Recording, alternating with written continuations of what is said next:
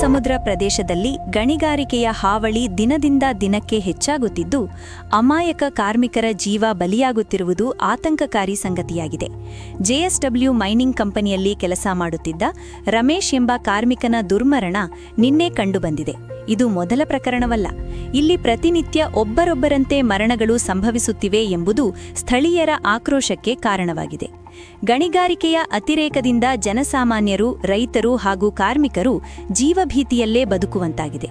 ಈ ಕುರಿತು ಕರ್ನಾಟಕ ಗಣಿ ಬಾಧಿತ ಪ್ರದೇಶ ಹೋರಾಟ ಸಮಿತಿಯ ನೇತೃತ್ವದಲ್ಲಿ ನಿರಂತರವಾಗಿ ಪ್ರತಿಭಟನೆಗಳು ನಡೆದರೂ ಸರ್ಕಾರ ಹಾಗೂ ಸಂಬಂಧಿಸಿದ ಅಧಿಕಾರಿಗಳು ಕಣ್ಣುಮುಚ್ಚಿಕೊಂಡಂತೆ ವರ್ತಿಸುತ್ತಿದ್ದಾರೆ ಎಂಬ ಗಂಭೀರ ಆರೋಪಗಳು ಕೇಳಿಬರುತ್ತಿವೆ.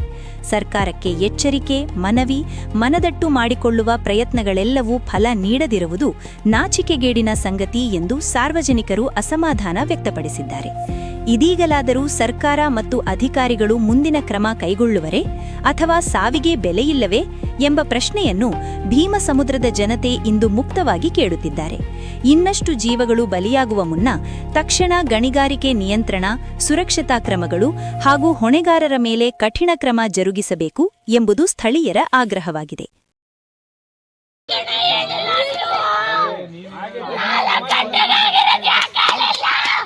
ನೋಡ್ಬೇಕು ನೀವು ನೋಡ್ಬೇಕು. ಫಸ್ಟ್ ನೋಡ್ಬಾರಮ್ಮ, ಆಮೇಲೆ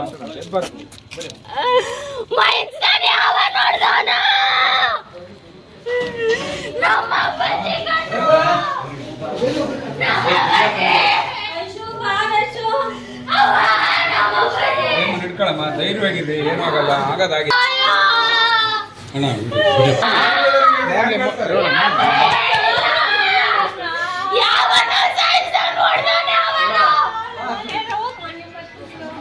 ಮನೆ ಬರ್ತಿದ್ರು